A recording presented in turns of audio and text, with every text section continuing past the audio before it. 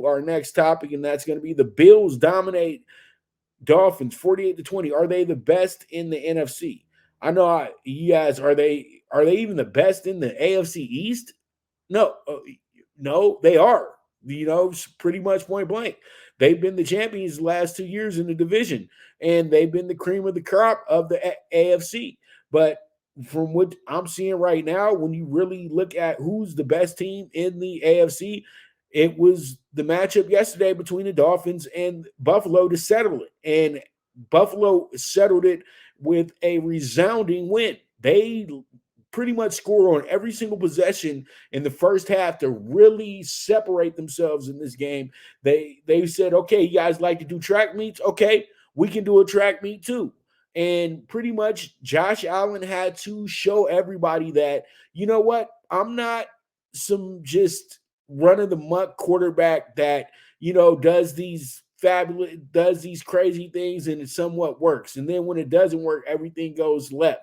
He's the greatest example of today's Brett Favre, because Brett Favre was the same exact way. When people started doubting him and people started saying he ain't no good, here we go.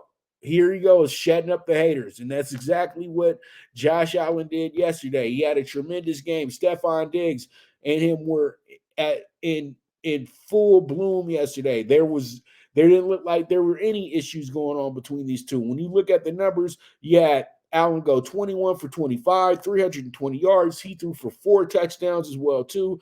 Then he also ran for 17 yards and scored a touchdown yesterday. So that's 5 overall in the game. And then Stephon Diggs just had a game yesterday. 3 touchdowns, 6 receptions, 120 yards, 7 targets. Absolutely incredible. 55-yard catch for his longest catch of the game. And I think that was the touchdown right there as well, too. And it was. And that touchdown right there really broke the camel's back right there, because it put up the Bills 28-14. And yesterday on the defensive end, they were tremendous. They kept Tua in check, and they had 2 sacks on Tua, and they also were able to force turnovers as well, too.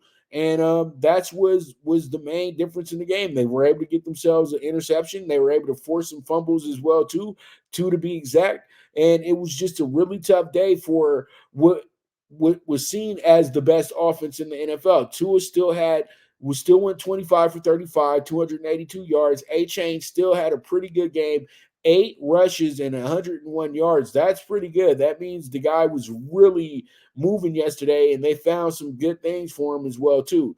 And then, Tyreek Hill, Jalen Waddle were held to 7 catches in total.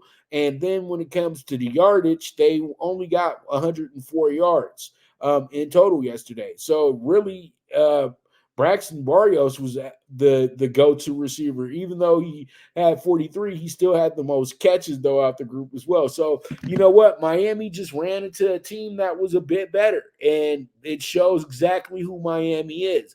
Miami played in 2 games that they could have lost. And then they played in a game where they absolutely dominated the team. They beat them by 50 points. So pretty much the football gods had to punish them this week for going so hard on the Broncos. So it happens, and that's the NFL. But that was a big time game right there. And the Bills find themselves 3-1. Atop of the AFC East, a very tough division, as you can still see. And I know it's like, why am I jumping over the Chiefs? Well, you saw what happened with the Chiefs last night, and it should just go and show you that the best team in the AFC isn't them at this point. Even though they are the defending world champions, you look at the Buffalo Bills, they're tough to beat. And it is what it is at the end of the day. So we move forward. Let's go ahead and jump into our next topic.